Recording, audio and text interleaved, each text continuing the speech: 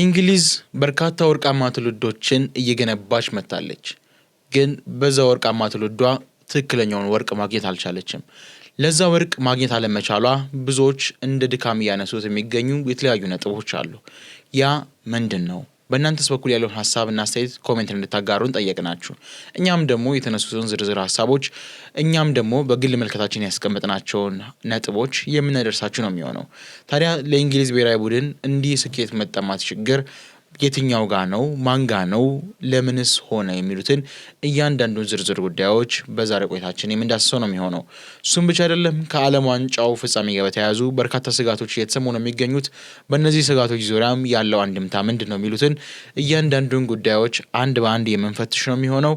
ታዲያ ቀሪ 30 ደቂቃችሁን ከገበያ ስፖርት ጋር አድርጋችሁ ይህንን የአመሻሽ ፕሮግራማችንን እንድታደምጡ ስንል እንጋብዛችኋለን። ታዲያ ይህንን የመሰለ ልዩ ዝግጅት ወደ እናንተ የምናደርሰው እኔ ሮቤል አብርሃም እንዲሁም ደግሞ መኮንን አልማው በጋራ በመሆን ነው። ቴክኒኩም በብቃት በጥራት ደግሞ የተቆጣጠረልን ተመስገን አብርሃም ከኛ ጋር ይቆያል። እናንተም እስከ ፍጻሜ ድረስ አብራችሁን ቆዩ። ገበያ ስፖርት ነው።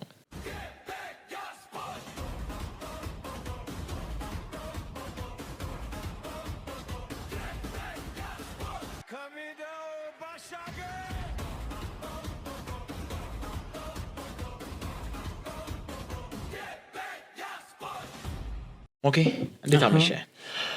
ፈጣሪ ይመስገን። እንደምን አምሽታል? አለን። ዛሬ እንግዲህ እንግሊዛውያኖችን በደንብ ልንቦጭቃቸው ነው። ከዛ አስቀድመው ግን ከዓለም ዋንጫው ፍጻሜ ጋር በተያያዙ ብዙ ስጋቶች እየተነሱ ይገኛሉ። ያው ከሴኩሪቲ አንጻር ቀደም ብለው ሲነሱ የነበሩ ጉዳዮች ነበሩ። በተለይ ጠዋት በነበረው ፕሮግራማችን እንደሰራ ነው ዶናልድ ትራምፕ በቦታው እገኛለሁ ማለታቸውም ከመገኘታቸውም በላይ ደግሞ ሽልማቱንም የሚሸልሙት እሳቸው ከመሆኑ አንጻር ፕላስ ደግሞ በርካታ አቀንቃኞች ይመጣሉ። ይሄ በፖዚቲቭ መንገዶቹ ነው። እንደውም እኔ በርካታ አቀንቃኞች ይመጣሉ። ስራቸውን በነፃም እንደማቅረባቸው መጠን ልዩ የሆነ ሰዓቶች ነው የተሰጣቸው። ዩቲዩበሩ ተጽዕኖ ፈጣሪው አይሾ ስፒድ በእለቱ ልዩ የሆነ ፕሮግራም እንዲያቀርብ ድፍን 10 ደቂቃዎች ሙሉ ተፈቅዶለታል። በአጠቃላይ ከመዝጊያው ጨዋታ አስቀድሞ ዝግጅቱ የሚጀምረው 2 ሰዓት ተኩል ሲል ነው። ሞኬ 1 ሰዓት ተኩል ሙሉ ሴሬሞኒዎች አሉ። ፕላስ ደግሞ የመጀመሪያ አጋማሽ ተጠናቆ ሁለተኛው አጋማሽ እስኪጀምር በመሃል ድፍን 30 ደቂቃ ፊፋ ራሱ አናውንስ እንዳደረገው የእረፍት ሰዓት አለ። ከዛ በኋላ ከ30 ደቂቃ በኋላ ነው ጨዋታው የሚቀጥለው። እንዲህ ያሉ ነገሮች ገና ከወዲሁ የተወሰነ መንገድ ዓለም ዋንጫው እንዳያደበዝዝ ተፈርቷል። ፕላስ ደግሞ ፍጻሜውን አስመልክቶ ለአሸናፊ ቡድን ልዩ የተዘጋጀ ቀለበት ስለመኖሩን ፊፋ አሳውቋል። ይሄ በመልካም መንገድ የተነሱ ጉዳዮች ናቸው። የወርቅ ቀለበት መኖሩ መልካም ነው፣ ለእነሱም ለተጫዋቾች ለአሸናፊዎችም ጥሩ ትዝታም ይሆናል። ፕላስ ደግሞ ወርቅ መሆኑም የበለጠ ለየት ያደረገ ነገር ይኖረዋል ከሜዳሊያም ከዋንጫም ባለፈ። ሌላኛው ደግሞ ከአየር ንብረት ጋር በተያያዘ የሚነሱ ጥያቄዎች አሉ። ከዳኝነት ጋር በተገናኙ የሚነሱ ጥያቄዎች አሉ። የባርሴሎናው ፕሬዚዳንት ላፖርታ እንዳነሱት ከሆነ ምናልባት በዛውን ቀን በለስ የሚቀናን ከሆነ ዳኛ ክፉ አይሆንብንም። ያው እኛ ስፔናውያኖች በተፈጥሮ ከዳኛ ጋር በተያያዘ ብዙ ችግሮች ተጋፍጠናል። ከዚህ በፊት ያለ ስማችን ስም ተሰጥቶናል። በስማቸው ደግሞ ስም ተሰጥቷቸው ደግሞ ውጤታማ ሆነው ውጤታማ አይደለንም እያሉ የሚሸፍነው አካላት አሉ። ከነዛ ጋር ነው የምንጫወተው እና ምናልባት የዛን ቀን ዳኛ ጥሩ ከረዳን እና ጥሩ ከተጫወትን ያው በለስ ከቀናን ሻምፒዮን እንሆናለን። ዳኛው ግን ገና አንደኛው ደቂቃ ላይ ጥሩ መሆኑን አለመሆኑን በአይን ለይቼ ካወቅኩት እንደማንበሪያ ስለማቅ ተነስቼ እተኛለሁ ብሎ መልእክቱን ሰጥቷል። ታዲያ እንዴት እንመልከት ወይን እስኪ የዓለም ዋንጫ ስጋቶችም? ኦኬ የዓለም ዋንጫ ስጋቶች በአጠቃላይ አንተ ካልካቸው ጋር የተያያዙ ናቸው። ብዙ የተለየ ነገር የለውም። አንደኛው በካናዳ ያለው ከሰደድ እሳት ጋር ተያይዞ በእለቱ የሚነሳው ከፍተኛ ጭስ ነው። ያ ጭስ የዓለም ዋንጫውን መርሃ ግብር ይረብሻል ተብሎ ተፈርቷል። እሱም በተለይ ደግሞ የልብ ኬዝ ካላቸው ሰዎች ጋር የተያያዘ ነው። ያ ነገር ከፍተኛ ችግር ይፈጥራል ተብሎ ይሰጋበት እና ይፋ የሆነ መረጃ ነው። እንደዚሁም ደግሞ ያው የዳኛ ጉዳይ ነው። ሌላኛው የባርሴሎና ፕሬዚዳንት ላፖርታ ያው በዚህ ዓለም ዋንጫ ላይ የዳኛ ሁኔታ በጣም መነጋገሪያ የሆነ ነው። ፊፋ ጉዳይም እንደዚሁ ሌላኛው መነጋገሪያ ነው። ፊፋ ከሚነሳባቸው ነገሮች መካከል አንደኛውና በዋናነት ቤተሰቦቻችን ይሄ የዳኝነት ስርዓቱና ፊፋ ላይ እየታዩ ያሉ ክፍተቶችና ብልጠት የተሞላባቸው አካሄዶች ናቸው። የብልጠት የተሞላበት ማለት ገንዘብ ላይ ትኩረት የተደረገበት መንገድ እንደዚሁም ደግሞ ዳኝነቱ ላይ በሚፈልገው መንገድ ፊፋ በሚፈልገው መንገድ ዳኝነቱ እንዲሄድ እየተደረገ ነው የሚሉ ትችቶች ናቸው። ይሄ ብዙ ጊዜ በተለያየ መንገድ ስናየው የቆየ ነው ነገር ነው ቤተሰቦቻችን እና ያው የባርሴሎና ፕሬዝዳንት ዋላ ፖርታ ስሎቫኒያዊውን ዳኛ ነው እንግዲህ ስላቭኮ ቪንቼት ናቸው የፍጻሜውን ጨዋታ እንዲዳኙ የተመረጡት። እሳቸው ምናልባት ጨዋታውን ፍትሃዊ በሆነ መንገድ ይዳኙታል ወይስ አይዳኙትም? አልፎ አልፎ ባየነው መንገድ ይሄ ነገር ጫና ይኖረዋል አይኖረውም የሚለው ነገር ስጋት ነው። በተለይ ደግሞ ከአርጀንቲናና ከፊፋ ጋር የተያያዙ ነገሮች የእርስ በርስ መደጋገፎች አሉ። ፊፋ አርጀንቲናን ሊዮኔል ሜሲን በተለየ መንገድ ይደግፋል የሚሉ ነገሮች እየተነሱ የቆዩ ናቸው። ይሄ ነገር በፍጻሜው ላይም ሊታይ ይችላል የሚል ስጋት ነው። እንግዲህ የባርሴሎናው ፕሬዝዳንት ዋላ ፖርታ ስፔንን ደግፈው ነው የተናገሩት። ስፔን ዳኛው ፍትሃዊ ከሆነላት የማሸነፍ እድል አላት፣ ነገር ግን ዳኛው ላይ ጥርጣሬ አለኝ አሁንም የሚሉ ነገሮች ናቸው የተነሱት። በተለይ ደግሞ ኢራናዊ ዳኛ ነበር ይመራሉ ተብሎ ተጠብቆ የነበረው ፋጋኒ የፋጋኒ ይመሩታል ተብሎ በዛ ተጠብቆ በኢራን ሚዲያዎች በዝርዝር በስፋት ተነግሮ ኋላ ላይ ግን የታሰበው አይደለም የሆነው። እንዲሁም የብራዚሉ ጋዜጣ ዩኦኤል ዩት እንደወጣው ከሆነ ትራምፕ ናቸው ለኢንፋንቲኖ በማሳወቅ ይህ ኢራናዊ ዳኛ ጨዋታውን እንዳይዳኝ ያደረጉት። ኦኬ 13 ዳኞች ነበር የቀሩት እነ ማይክል ኦሊቨር ከወጡ በኋላ ይሄንን ጨዋታ ይመራሉ ተብሎ ሲጠበቁ የነበሩት 13 ዳኛ ነበሩ። ከ13ቱ ዳኛ 7ቱ በቫር ወይም ደግሞ የቫር ቴክኖሎጂ ላይ የሚሰሩ ናቸው። ያ ማለት ከ13 6ቱ ቀሩ ማለት ነው። ከ6ቱ ውስጥ ደግሞ ምን ያህሎቹ ናቸው ይሄን ጨዋታ ሊመሩ የሚችሉት? አሁን 3 ሜዳ ላይ አለ፣ አንድ አራተኛ ዳኛ ፎርዝ ኦፊሻል አለ። ከዛ በኋላ የተቀረው አንድ ደግሞ አሲስታንስ ነው የሚሆነው ወይም ደግሞ ቤንች አሰልጣኝ በዚህ ዓለም ዋንጫ ላይ ለመጀመሪያ ጊዜ የተመለከተው ነው። 5 መደብ አለ፣ አንድ ትርፍ ሊኖር ነው ማለት ነው። ፕላስ ደግሞ የቫር ኮንትሮል የሚያደርጉት እነዛው ናቸው። ሁለቱንም ጌሞች ላይ እንበልና እንያዘው 13 ነው የቀሩት ስለተባለ አሁን ሊመራ የሚችለው ደግሞ ቀጣዩን ወይም ደግሞ የደረጃም ጨዋታ አለ። ያ ደግሞ ሊመራ የሚችልበት ራሱን ይቻላል። ሜቢ ኦልሬዲ አሁን ኦፊሻል ስለሆነ ማን እንደሆኑ ተገልጿል። የስሎቫኪያዊ ዳኞች ተመርጠዋል። ግን መጀመሪያ ከነበረው ጥያቄ አንጻር ይሄ የመሆን ቻንስ በጣም ሬር ነበረ እና ኢራናውያን ደግሞ የመምራት ቻንሳቸው በጣም ሀይ ነበረ።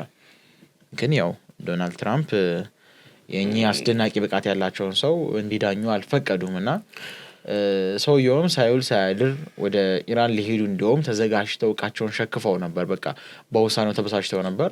ያው ፊፋ ግን ማባቢያ ሽልማቶችም ስለሚኖሩ በሚል እንዲዘገዩ አድርጓቸዋል። ምናልባት ያው ስሙም ከመጥፋቱ አንጻር በተለይ ደግሞ እንደዚህ በጋለ ሰዓት ወደ ሀገር ስትሄድ ለሚዲያዎች የምሰጣቸው ቃላቶች የበለጠ ነገሮችን ሊያጋግሉ ይችላሉ። እስከ ፍጻሜው ቀን ግን እዛው እንዲቀመጡ አናግረዋቸዋል። ያው የሶማሊያውም ዳኛ ኬዝ እናውቀዋለን። ከዛ እንዲሁም የአውሮፓ እግር ኳስ ማህበር የአውሮፓ ሱፐር ካፕ የፍጻሜን ጨዋታ እንዲመሩ እድል ሰጥቷል። በአስቶን ቪላ እና በፒኤስጂ መካከል የሚደረጉን አሸናፊዎች ዋንጫንና አንዳንዴ እንደዚህ ያሉ ዝግቦች ገና ከውድድሩ መጀመር መነሳታቸው ከባድ ይመስለኛል። መጠናቀቅ ያለ በተለይ መነሳቱ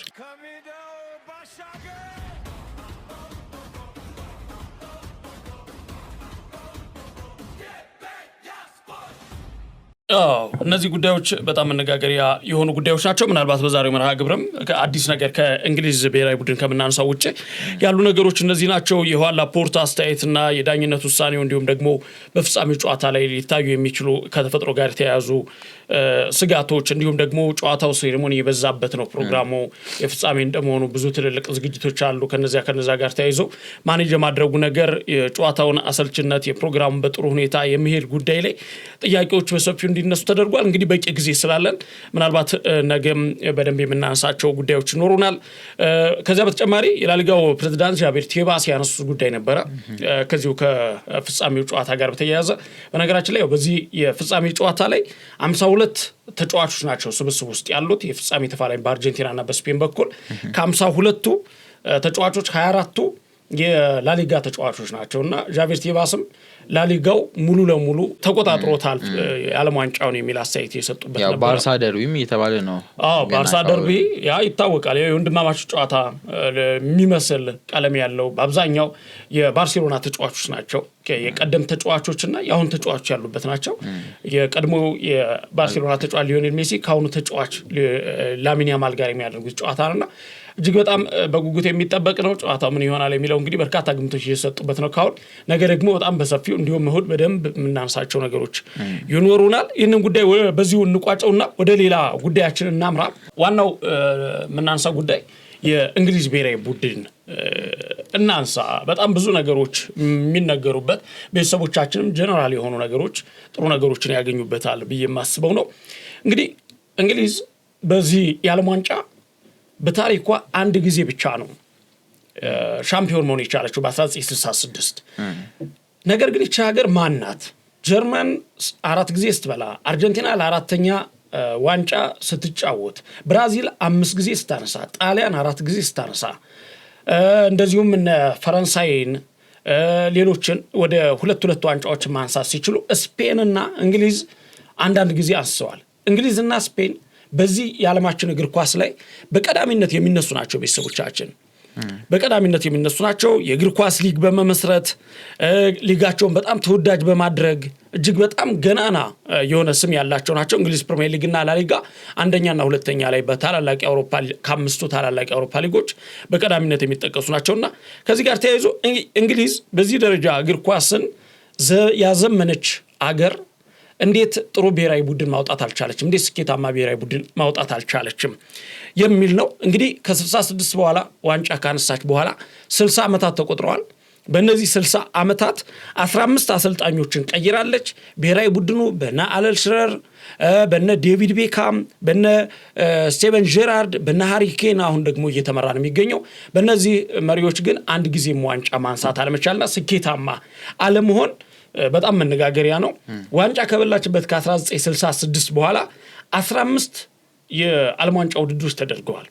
ከ22 አሁን 23ኛ ነው። እንግሊዝ ሻምፒዮን ከሆነች ከ66ቱ በኋላ 15 መድረኮች ተዘጋጅተዋል። ከ15ቱ በ12ቱ እንግሊዝ ተሳትፋለች። በእነዚያ ሁሉ የነበራት ጊዜ ግን በጣም ደካማ የሚባል ነው። በዚህ ዓመትም አሳዛኝ በሆነ መንገድ በግማሽ ፍጻሜ ተሸንፋ ዛሬ የደረጃ ጨዋታ መጫወት አንፈልግም እስከ ማለት እነ ቶማስ ቱሄል እስኪማረሩ ድረስ የተደረሰበት ደረጃ ነውና እንዴት በዚህ ደረጃ ሊጉን እግር ኳስ ማዘመን የቻለች ሀገር እንዴት ብሔራዊ ቡድኗ መዘመን አቃተው፣ ስኬታማ መሆን አቃተው የሚለውን ነገር እስኪ እናንሳ። ኦኬ፣ አንዳንዴ የኮከቦች መሰባሰብ ቡድን ላይ በተወሰነ መንገድ ችግሮች ሊፈጥር ይችላል። ሁሉም የግል ታለንቱን ለማሳየት ሲል ያንን ደግሞ በፖርቹጋል ቤት ተመልክተ ሊሆን ይችላል፣ በእንግሊዝ ቤት ተመልክተ ሊሆን ይችላል። ግን ደግሞ እንደዛ ብለ ደግሞ ጉዳዩን ወይም ደግሞ ምክንያቱን እንዳደመድም ደግሞ ፈረንሳይም ሻምፒዮን አስመልክታናለች። ምንም እንኳን ዘንድሮ ጉዞ ቢገታም የተገታበትን መንገድ ራሱን የቻሉ እንደዚሁ እኔ በልጥ በሚል በተነሳ ጸብ እንደሆነ ትናንትና ለኢኪፕ ማስነብቧል። ምናልባት ወደ መጨረሻ ላይ በስፋት እናነሰዋለን። ግን ምንድነው እንደዚህ ያሉ ቡድኖች ብዙ ጊዜ በኮከቦች ሲገነቡ ስኬትን ቶሎ አያመጡም ተብሎ ይጠበቃል። በተለይ ጋላክቲኮስ የሚባለው ስብስብ ሲሰበሰብ። እንግሊዝ ላይ ግን ችግሩ እሱ ብቻ አይመስልም። አሁን ምናልባት እንደው የድሮዎቹን እያመጣን ካነሳን የበለጠ ጊዜያችንም ሊወስድብን ነው። ስለዚህ ማድረግ ይጠበቅብናል ብዬ ማስበው ከጋሪ ሳውዝጌት ቅጥር ጀምሮ ብንመለከት አሁን ላይ ድረስ ያለው ቡድኑ ምን አይነት ፋውል ነው የሰራው የሚለውን ነገር ብንመለከት 2016 ነው ጋሪ ሳውዝጌት የእንግሊዝ ብሔራዊ ቡድን አሰልጣኝ ሆኖ የተሾመው ኖቬምበር ላይ።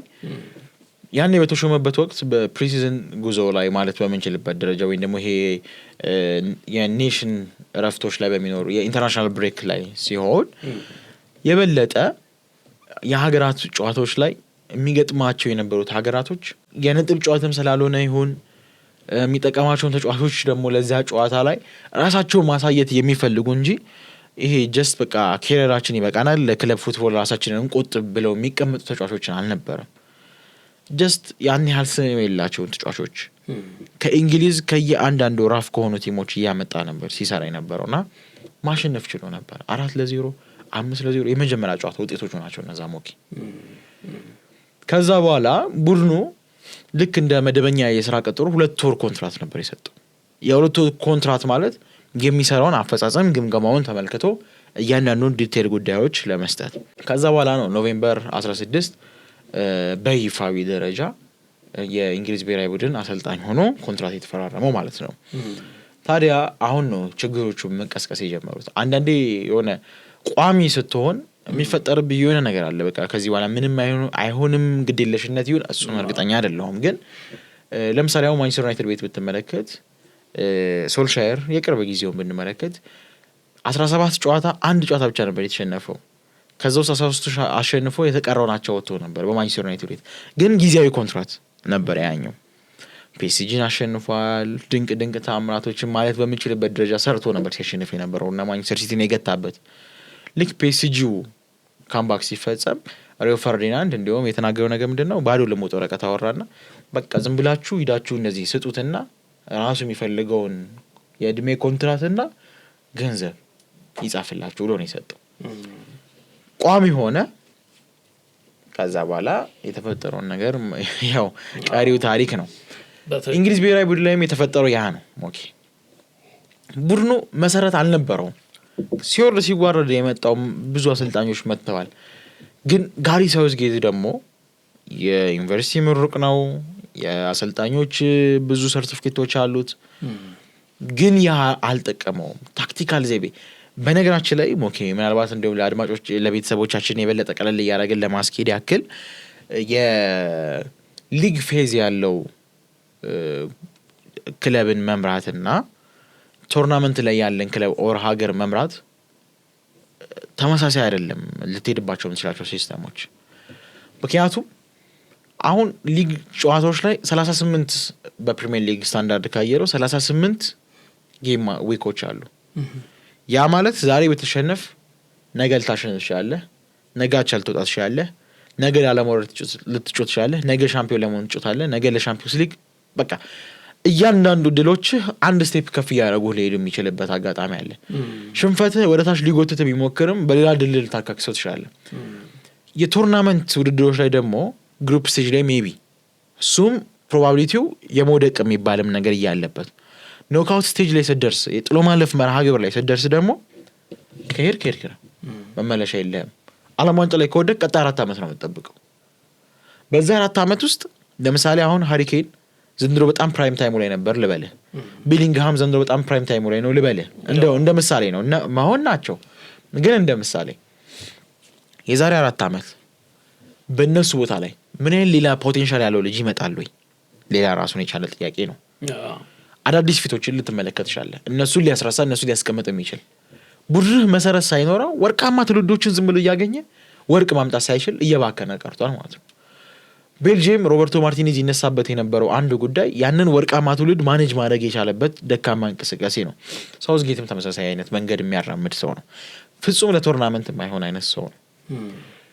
ጌሞችን ማሸነፍ ይችላል። እኔ በባህሬ ኦኬ አንድ አሰልጣኝ የበለጠ ምጡቅ ሊሆን ይችላል።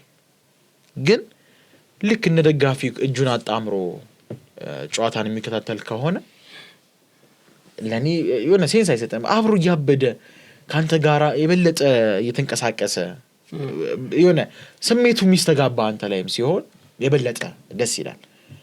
ታዲያ ሳውዝጌት 2016 ቡድኑን ተረከበ። ከዛ በኋላ ስሩ ፕሮሰስ በተወሰነ መንገድ ቲሙ ላይ ማሳደግ ቻለ። ዩሮ ፋይናሊስት ነበር 2020 ላይ። አንድ ልታነሳ የምትችለው በትልቅ በፖይንት ደረጃ ያኛው የነበረበት አጋጣሚ ነበረ። ዩሮንም ለማሸነፍ ተቃርበው ነበረ። ከዛ በፊት በነበረበት ሂደት ላይ በጣም መንገጫገጮች ይታዩ ነበር። ከአለፈ ቢባል ቢበዛ ሩብ ፍጻሜ እንጂ ወደ ግማሽ ፍጻሜ ወላ ሲጠጋ እንመለከተው ነበር። 2018 ዓለም ዋንጫ ነበረ። 2018 ዓለም ዋንጫ እንግሊዝ ብዙ አልተጓዘችም። ክሮሺያ የምትባል ላገት ነበረች። ያኔ እንኳን ፋይናሊስት ነበረች። ምንም እንኳን በፈረንሳይ ተሸንፋ ዋንጫውን ብታጣው በእነሱ ቡድን መውደቅ ያው እኔ እንደ ክብርም እንደነበረበት ግን አስቆጭ የነ ማንዙኪች ታምረኛ እግሮች ብዙዎቻችን መረሳበት አልነበረም። ትልቁ ታርጌቱ የጀመረው 2018 ነበር። 2016 ዩሮ ነበረ። ዩሮ ላይ ስኬታማ መሆን አልቻሉም። ኦልሬዲ ዩሮም ሊጠናቀቅ ለዩሮ ታርጌቱ ነው ነበር የመጣው፣ ፌል ሆኗል። 2018 ዓለም ዋንጫ አሁን በቶርናመንት መመዘኞች ነው እየተመለከትን ያለ ነው። ጀስት ኔሽንስ ሊግ በማሸነፍ በነጥብ ሬንጅ ችግሮች የሉም። አሁን የ2016 አለቀ፣ 2018 ዓለም ዋንጫ ላይ አለቀ። ቀጣይ ኔክስት ተልእኮ 2020 የኢሮፒያን ካፕ ሆነ ማለት ነው። ጥሩ ሄደ ቡድኑ እድገቶችን እያሳየ መጣ። ሳውዝጌት ማን ነው የሚለውን ፕሮፋይሉ መታየት ጀመረ። ቡድኑ በጥሩ ሁኔታ እየተንቀሳቀሰ ነው። አሁን ቡድኑ በጥሩ መንገድ እየሄደ ነው ተባለ። ፋይናሊስት ከማን ጋራ ዛሬ ዓለም ዋንጫ ላይ ያለየናት ከ2014 ጀምሮ እንደ ቆመች የቀረች ጣሊያንን የገጠመው። ጣሊያን የዛኔ የነበራቸው እንደ ቲም የመጫወት ኳሊቲያቸው በጣም ልዩ ነበረ። ያው ዓለም ዋንጫ ላይም ዘንድሮ የቦስኒያ አጋጣሚያች የመጨረሻ ኳስ ስህተት ካልሆነች በስተቀር ምናልባት ዓለም ዋንጫ ይብል እንመለከታቸው እንችል ነበረ። ግን በፕሌይኦፍ እንደመጣ ቡድን አይደለም የነበረው ቦስኒያም። አሁን ወደ እንግሊዝ ስንመለስ ኦኬ 2020 ፋይናሊስት ነበር ከአዙሪዎች ጋራ ጨዋታውን በሚገርም ሁኔታ ኮንትሮል አድርገውት ነበረ። ከዛ በኋላ ግን የገጠማቸው ያንን ጨዋታ መሸነፍ ነው በጣሊያን ፍጹም ቅጣት ምት። ያው እነ ሳንቾ እነ ራሽፈርድ እነ ቡካዮ ሳካ ያመከኑበት አጋጣሚ ነበር የነበረው።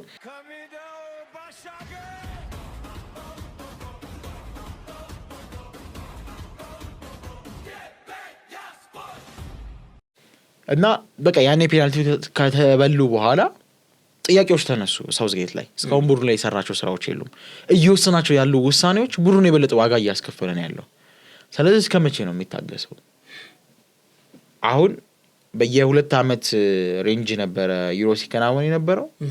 ዓለም ዋንጫው በ4 አመት ነበር። በመሃል ገጠመ 2022 ላይ ደረስን። ሞኪ በእንግሊዝ ብሔራዊ ቡድን መሰረት ማለት ነው። የፍሬንድሊ ማች ላይ ችግር የለባትም ቡድኑ 1-0 በማሸነፍ ችግር የለበትም። የመጨረሻ 11 ጨዋታዎችን ብትመለከት የሳውዝጌት 11ዱንም በአንድ ጎል ሬንጅ አሸንፏል፣ ምንም ጎልም ሳይቆጠርበት። ግን ቶርናመንት ላይ ያ ደግሞ ዋጋ የለውማ። ዋጋ ሊያስከፍል የሚችልባቸው አጋጣሚዎች አሉ። ታዲያ ጋሪ ሳውዝጌት 2022 ላይ ዓለም ዋንጫ ላይ ኳተር ላይ ድጋሚ ስኬታማ መሆን አልቻለም፣ ተባረሩ። ያን ሰዓት ወንበሩ መንቀሳቀስ ጀመረ። ብዙዎች እሱ መተቸት ጀመሩ፣ ጣታቸውን እሱ ላይ መቀሰል ጀመሩ። እሱም በሚዲያ ወጣና የእንግሊዝ ብሔራዊ ቡድን በጣም በጣም በጣም ከባድ የሆነ ማሰልጠኛ ማዕከል ነው። ምክንያቱም የሚዲያው አንድ ራሱን የቻለ ጫና አለ። እንደ ዓለምም እንደ አህጉርም እንደ ሀገርም የምትጠበቅበት ሙሉ ኃላፊነት አንተ ላይ ነው የሚሆነው። እያንዳንዱ ውሳኔ ክሪቲካል በሆነ መንገድ ካልወሰንከው ዝም ብለህ በደመነፍስ የምትወስናቸው ውሳኔዎች ከሆኑ የበለጠ ጫናውን መቋቋም ማትችልባቸው ሁኔታዎች ይፈጠራሉ። ልክ እንደዚህ ያሉ ጫናዎች ውስጥ ስትገባ ደግሞ ኮንትሮል የምታደርገውን ታጣና ያንተ ሚና አብሮ መመልከት ይሆናል አለ። ያንተ ሚና ደግሞ አብሮ መመልከት ከሆነ ደግሞ ለዛ ቦታ ላይ ጀስት አንተ ፑፔት ነው፣ በቃ አሻንጉሊት ነው። ምንም የተለየ ነገር የምትፈጥረው ነገር የለም ማለት ነው። ሶ መኮንንም መጣ፣ ሮቤልም መጣ፣ ሳውዝጌትም ሆነ እዛ ቦታ ላይ ምንም የምትፈይደው ነገር የለም። የእንግሊዝ ብሔራዊ ቡድን ያለው ኳሊቲ እንዲሁ ገብታችሁ ተመራርጣችሁ ተጫወቱ ብትላቸውላ ሊጫወቱ የሚችሉ ናቸው። ግን አለ የሆነ ሰነልቦና የሆነ ክራይሲስ አለ እዛ ቡድን ውስጥ። ስለዚህ የኔ ብቻ ችግር አይደለም፣ እኔን ለቅቅ አድርጉኝና ወደሚመለከተው አካል ዞር በሉ አለ። ጭራሽ እንደዚህ ይናገራል።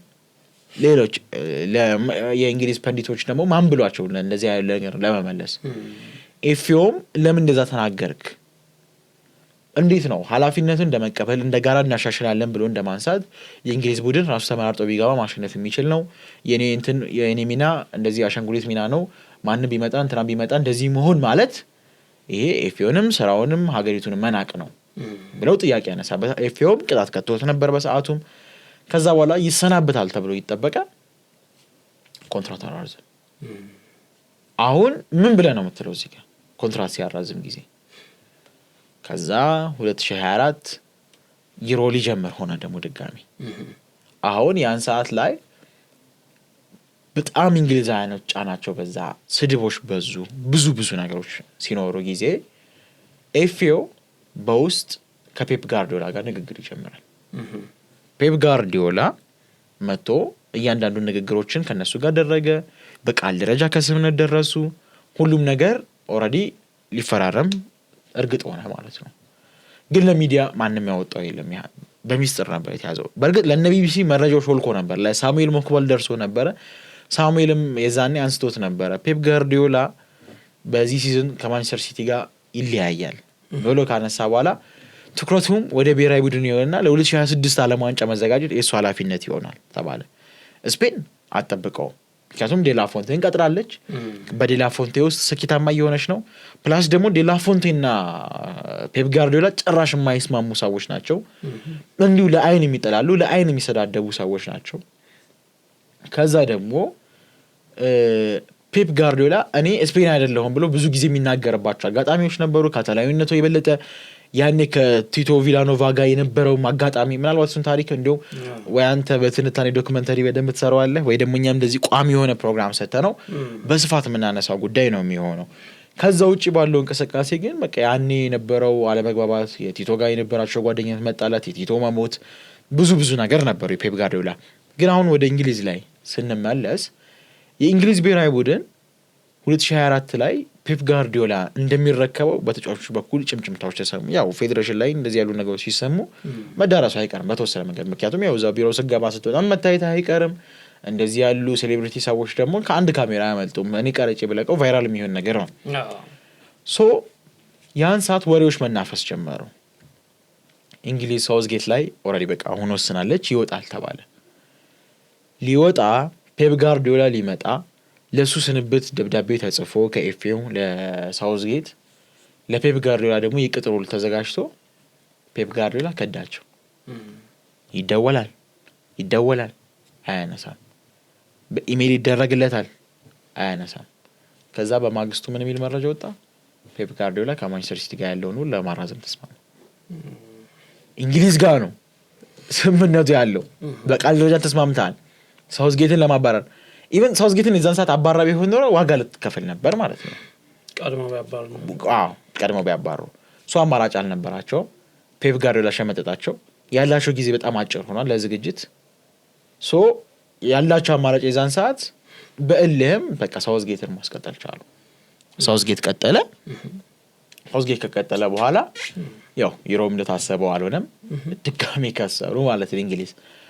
አይ በቃ አሁንማ ቁማር አንበላ፣ ለቶርናመንት የሚሆን አሰልጣኝ ነው የምናመጣው። ለዛ ደግሞ አሁን ሄድ ኮች እና ማናጀር የሚባለው ልዩነት አለ። ሄድ ኮች ማለት አሁን እንደ ክለብ ካነሳ ነው ጉዳዩ ላይ ሰፋ ነው። እንደ ፌዴሬሽን ደግሞ ከተመለከት ነው ማናጀሪያል ሲስተም ያለው የኮች ሲስተም አለ፣ ራሱ ማናጀር ተብሎ የሚጠራበት። ሄድ ኮች ደግሞ የምትለው በቃ የሚሰጥን ኃላፊነት መቀበል ነው። በቃ ማስፈጸም ነው ያንተ ድርሻ የሚሆነው። ታክቲካል ጉዳዮች ለአንተ ሊተወልህ ይችላሉ። ከዛ ውጭ ግን ይሄን አድርግ ከተባል ከኤፍኤው ትእዛዝ ውጭ የማትወጣ ነው። ሶ አሁን በእንደዚህ አይነት ሬንጅ የሚያስኬዳቸውን ብዙ አማራጮች እነ ዴቪድ ሞይስ ታዩ። ብዙ ለቶርናመንት የሚሆኑ ሊያገኙ አልቻሉም። መጨረሻ መዳረሻቸው ቱሄል ሆነ። እየጠቀለልኩ ሊድ ሀሳቤን በዛው ቱሄል ሲመጣ አንድ የምፈልገው ለአንድ ጊዜ የሚቆይ ኮንትራት አይደለም። በኮንትራቱ ዙሪያ የነበራቸው ውሎች ነበሩ። ሞኬ አንደኛው የነበረው ውል ኦልሬዲ 2025 ላይ ነው የምትፈርመው። ያ ማለት ለዝግጅት የሚሆነው ለዓለም ዋንጫ ነው። የበለጠ ከቡድኑ ጋር መላመድ አለብህ። ከቡድኑ ጋር ለመላመድ ደግሞ ጊዜ ያስፈልግሃል። ምንም አይነት ውጤት ቢከሰት ጋራንትድ የሆነ 2 ዓመት እፈልጋለሁ አለ ቱሄል። ልውደቅ ልልማም ምንም ልበል 2 ዓመት እፈልጋለሁ አለ። እንግሊዝ ደግሞ ውጤት ካልመጣ አንተን ይዘን ምን እናደርጋለን የሚል ጥያቄ አቀረቡ። እንደዛ ከሆነ ደግሞ ሙሉ ስልጣን እፈልጋለሁ። ሄድ ኮች የሚለውን ነገር ሳይሆን መፈልገው ማናጀር የሚለውን ነገር እፈልጋለሁ። መደራደሪያ ፖይንት ነው ያቀረበው ራሱ ቱሄል። ከዛ እኔም በዚህ ጉዳይ በዚህ ኮንትራት ዙሪያ ልስማማበት የምችለው እናንተም በዚህ ጉዳይ ልትስማሙበት የምትችሉ ውል ይካተት ተባለ። ሶ አሁን ምን የሚል ሬንጅ ከተቀመጠ ዓለም ዋንጫው መስመር ሆነ ማለት ነው። አሁን በዓለም ዋንጫው እኔ ቡድኑን ከሩብ ፍጻሜ ከፍ ማድረግ የምችል ከሆነ ማናችሁም በስልጣን ያገቡም በወርቅ ግማሽ ፍጻሜ ላይ በወርቅ ሁላ አልተሰናበትም። በዚህ ተስማማላችሁ? ቡድኑ ከሩብ ፍጻሜ መልስ የሚቀር ከሆነ ደግሞ የማሰናበት ሙሉ መብት እንስጣችሁ፣ ያለምንም ካሳው ወጣለሁ አለ። ከዛ ኤፍኤው ዳገት የሆነ ሀሳቡ ገባበት። እዚህ ያው በሳውዝጌት በኩል ወደዛ ሚና ተቃርባ የነበረበት አጋጣሚ ነበር። ግን ራሱ ሳውዝጌት እንደመሰከረው ቡድኑ እንዲተመራርጦ ቢገባም ውጤታማ መሆን የሚችልበት ሁኔታ ነበር የነበረው። ከዛ ቱሄል በዛ የሚስማሙ ከሆነ ከዛ በኋላ ደግሞ የማናጀሪያል ሙሉ ሲስተሙን የሚሰጡት ከሆነ ይስ ኖርማል አለ። ተስማሙ። ስምምነታቸውም ሊፈጸም ቻለ። ስምምነታቸው ከዛ በምን ሆነ? እስከ 2028 የ3 ዓመት ኮንትራት 2 ዓመት እንደ ጋራንትድ ሊያዝ። ከዛ ዓለም ዋንጫው የመጀመሪያው ዓመት የሙከራ ስርጭት በለው። ከዛ ዓለም ዋንጫው ደግሞ ዳይሬክት ስርጭቱ ነው በለው። ከዛ በኋላ የሚኖረው ደግሞ በፕሮሰስ የሚታይ ነው ማለት ነው። ሶ አሁን ላይ ዓለም ዋንጫው ባለፈው ሲወድቁ የት ነው? ግማሽ ፍጻሜ። ያ ማለት ቱሄል አይባረርም ማለት ነው።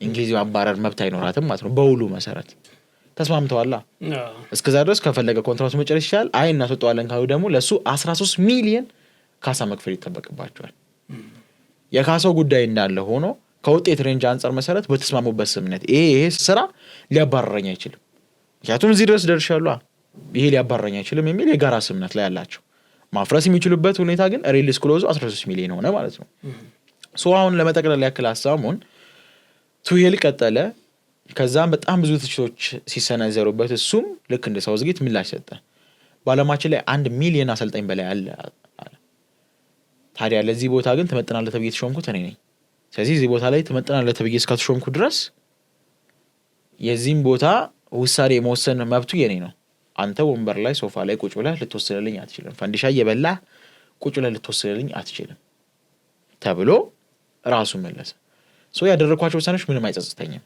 ምንም አይነት አይጸጽተኝም ምክንያቱም የማይጸጽተኝ ምክንያት ውጤቶችን ማምጣት የሚያስፈልገኝን ፕሮሰሶች ስለሄድኩባቸው ውጤት አላመጣም ያ ማለት ነገ ይሄንን ከተገበርኩት ደግሜ ውጤት አጣለው ማለት ነው ስለዚህ የበለጠ እንድሰራ ከናንተ በኩል ዝምታ ነው የምፈልገው በኔ በኩል ደግሞ አሳያለሁ ብሎ ፕሬዘንቴሽን አድርጎ ለኤፍኤኦም ለሌሎችም መግለጫዎችን ሰጠ ስህተት እንዳለውና አሳየ ወደቀበትን መንገድ የአየር ንብረቱ ያን የነበረው የሙቀትና የብርድ መለዋወጥ ምክንያት የተጫዋቾች ከፍታ ላይ እንደመጮታቸው መጠን ብዙ ትችቶችን አቅርበው አለፈ ማለት ነው ሰበብ ምን ያህል ድረስ እንግሊዝን ያሻግራታል ሌላው ጥያቄ ነው ግን ከዛ በኋላ ምናልባት የመጨረሻ ላድርገውና ይሄን ሐሳቤን ፔፕ ጋርዲዮላ ተጠየቀ ከእንግሊዝ ብሔራዊ ቡድን ጋር ይቀርበልህን ውል እንደዚህ ብለህ ነበር ተስማምተህ ነበር ከዛ በኋላ ተውከው ከማንቸስተር ሲቲ ጋር በአመቱ ጥሩ ያለውን ስኬት አሳልፍ ይወጣል ተብሎ ሲጠበቅ የነበረን ኮንትራት ተጠቅመ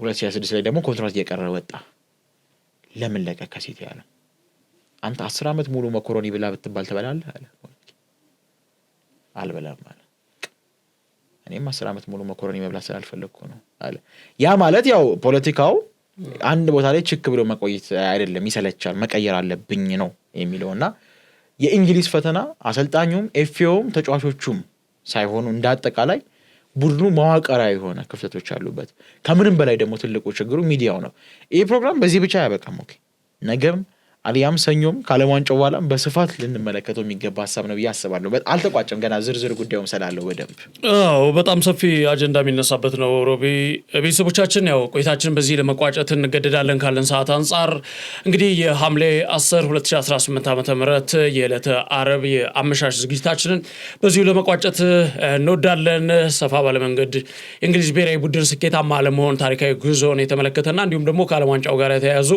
ምናልባት በስጋትና በአስተያየት የተሰጡና በስጋት ደረጃ የተነሱ ጉዳዮችን ለማንሳት ነው የሞከርነው ቆይታችን በዚሁ እናጠናቃለን ፕሮግራሙን እየመራና መረጃዎችን ያደርስን እኔ መኮንን አልማውና ሮቤል አብርሃም አብረን ቆይታ አደረግን እንዲሁም ተመስገን አብርሃም ካሜራውና ድምጹን የተቆጣጠረ ቆይታ አደረግን ቆይታችን በዚሁ ቋጨን አብራችሁን ስለነበራችሁ ከልብ ነው እናመሰግነው መልካም ሌሊት ይሁንላችሁ